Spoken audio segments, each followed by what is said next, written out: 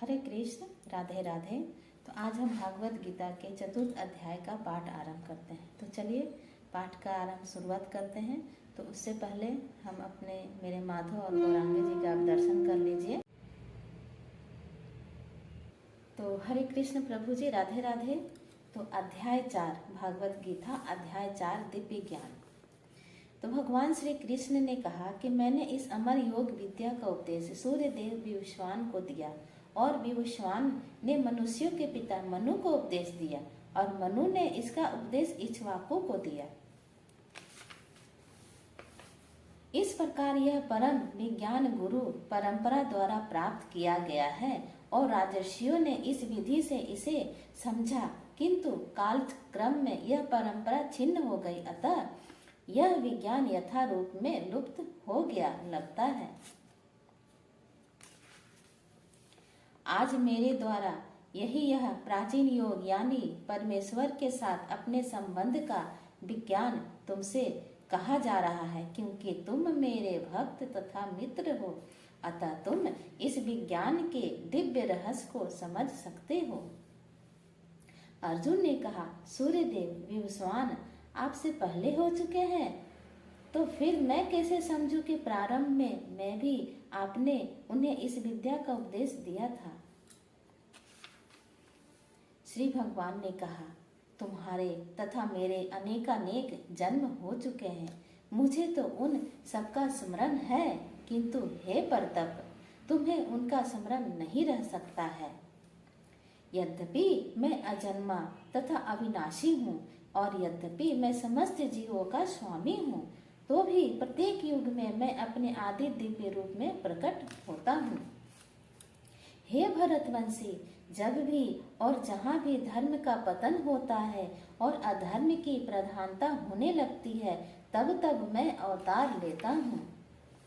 भक्तों का उद्धार करने, दुष्टों का विनाश करने तथा धर्म की फिर से स्थापना करने के लिए मैं हर युग में प्रकट होता हूँ। हे अर्जुन, जो मेरे आविर्भाव तथा कर्मों के दिव्य प्रकृति को जानता है, वह इस शरीर को छोड़ने पर इस भौतिक संसार में पुनः जन्म नहीं लेता, अपितु मेरे सनातन धाम को प्राप्त होता है।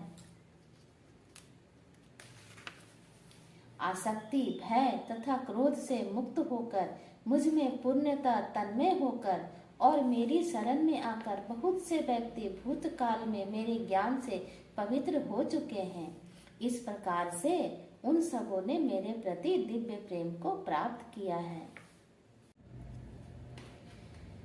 कर्म की बारीकियों को समझना अत्यंत कठिन है, अतः मनुष्य को चाहिए कि वह यह ठीक से जाने कि कर्म क्या है, विकर्म क्या है और अकर्म क्या है।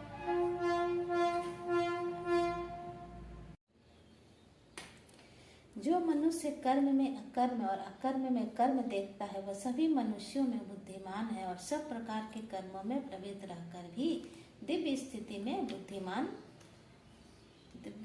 में रहता है। जिस व्यक्ति का प्रत्येक प्रयास इंद्रिय तृप्ति की कामना से रहित होता है, उसे पूर्ण ज्ञानी समझा जाता है। उसे ही साधु पुरुष ऐसा करता कहते हैं, जिसने पूर्ण ज्ञान की अग्नि से कर्म फलों को भस्मात कर दिया है। अपने कर्म फलों की सारी आसक्ति को त्याग कर सदैव संतुष्ट तथा स्वतंत्र रहकर वह सभी प्रकार के कार्यों में व्यस्त रहकर भी कोई सकाम कर्म नहीं करता।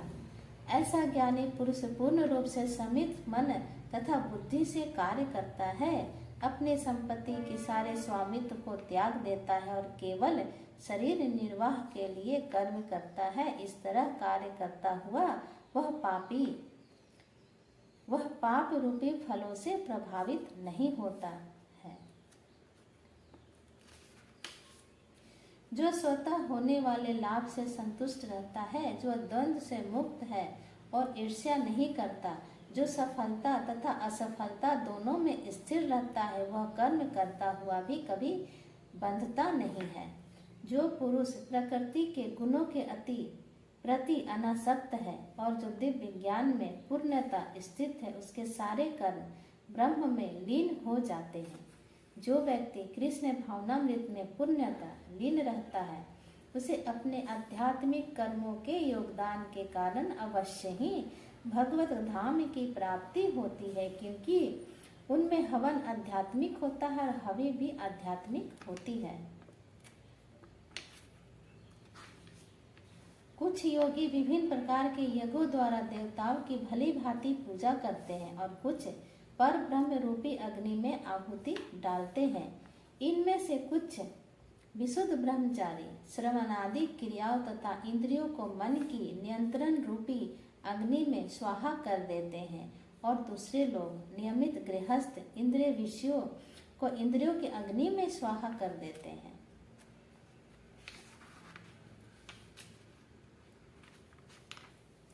इंद्रिय जो मन तथा इंद्रियों को वश में करके आत्म साक्षात्कार करना चाहते हैं, संपूर्ण इंद्रियों तथा प्राणवायु के कार्यों को समित मन रूपी अग्नि में आहुति कर देते हैं।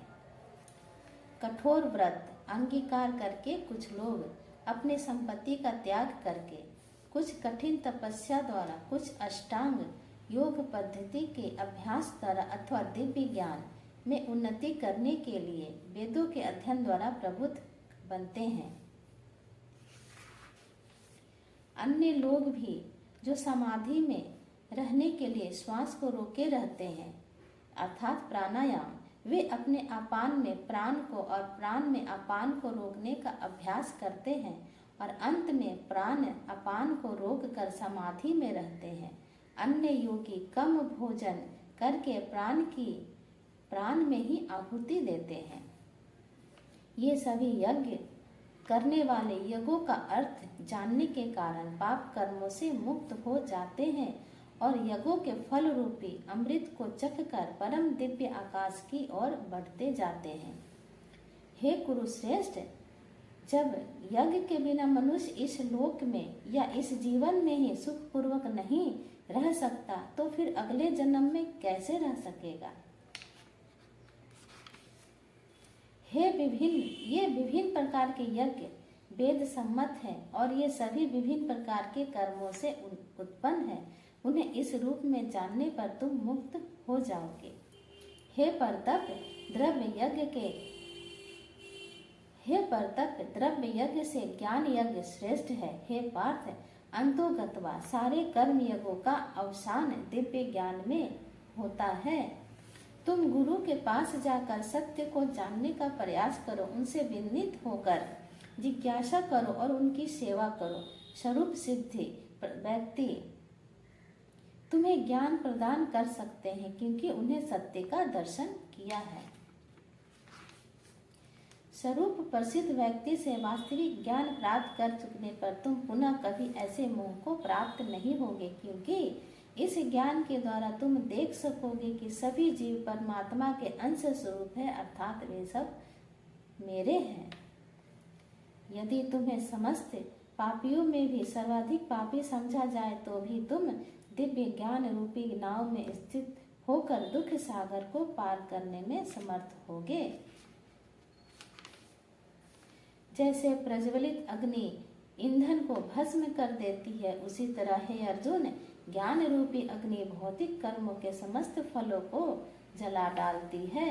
इस संसार में दिव्य ज्ञान के समान कुछ भी उदात्त तथा शुद्ध नहीं है। ऐसा ज्ञान समस्त योग का परिपक्व फल है। जो व्यक्ति भक्ति में सिद्ध हो जाता है वह यथा समय अपने अंतर में इस ज्ञान का आस्वादन करता है। जो श्रद्धालु दिव्य ज्ञान में समर्पित है और जिसने इंद्रियों को वश में कर लिया है वह इस ज्ञान को प्राप्त करने का अधिकारी है और इसे प्राप्त करते ही वह तुरंत आध्यात्मिक शांति को प्राप्त होता है। तो हरे कृष्ण। तो आज हमारा भागवत गीता का चतुर्थ अध्याय समाप्त हो गया है। कल हम अध्याय 5 कर्म योग कृष्ण भावना भावित कर्म का पाठ का आरंभ करेंगे। तो राधे राधे। कल फिर हम मिलते हैं।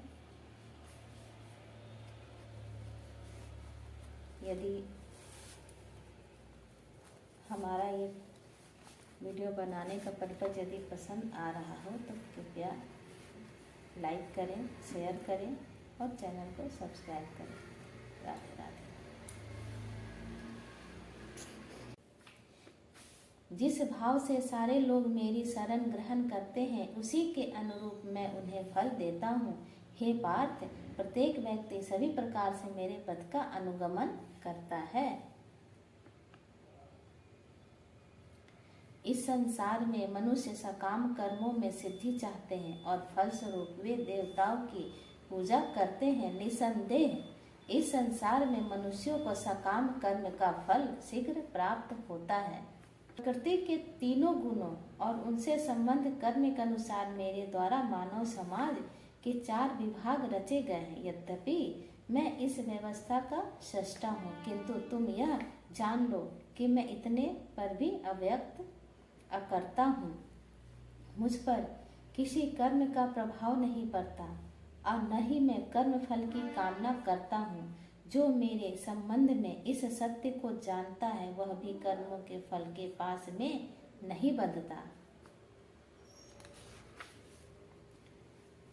प्राचीन काल में समस्त मुक्ताओं ने मेरी दिव्य प्रकृति को जान करके ही कर्म किया, अतः तुम्हें चाहिए कि उनके पद चिन्हों का अनुसरण करते हुए अपने कर्तव्य का पालन करो।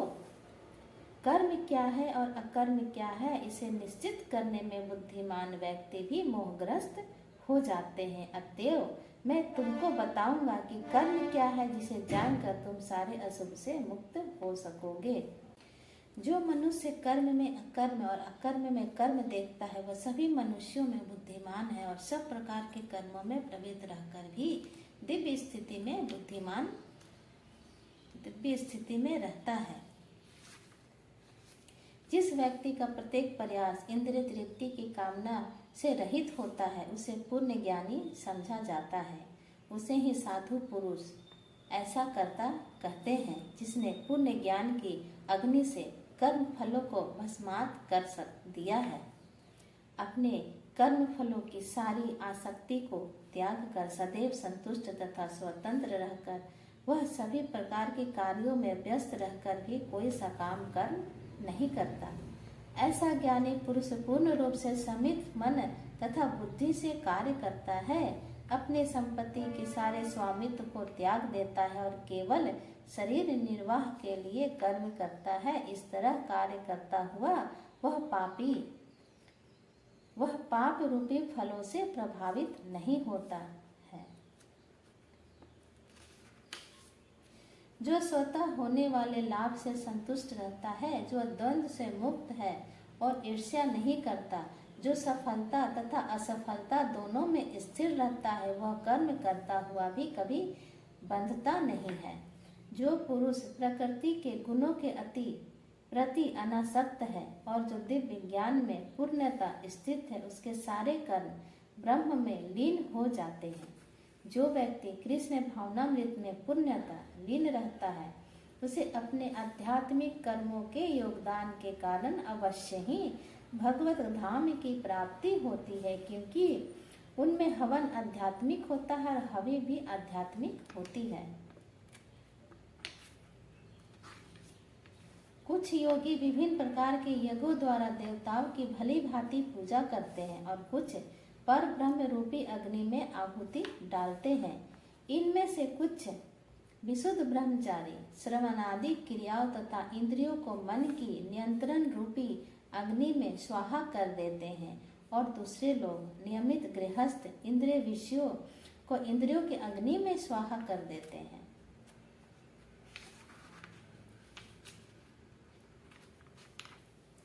इंद्रिय जो मन तथा इंद्रियों को वश में करके आत्म साक्षात्कार करना चाहते हैं, संपूर्ण इंद्रियों तथा प्राण वायु के कार्यों को समित मन रूपी अग्नि में आहुति कर देते हैं। कठोर व्रत अंगीकार करके कुछ लोग अपने संपत्ति का त्याग करके, कुछ कठिन तपस्या द्वारा, कुछ अष्टांग योग पद्धति के अभ्यास द्वारा अथवा दिव्य ज्ञान में उन्नति करने के लिए वेदों के अध्ययन द्वारा प्रबुद्ध बनते हैं। अन्य लोग भी जो समाधि में रहने के लिए श्वास को रोके रहते हैं अर्थात प्राणायाम, वे अपने अपान में प्राण को और प्राण में अपान को रोकने का अभ्यास करते हैं और अंत में प्राण अपान को रोककर समाधि में रहते हैं। अन्य योगी कम भोजन करके प्राण में ही आहुति देते हैं।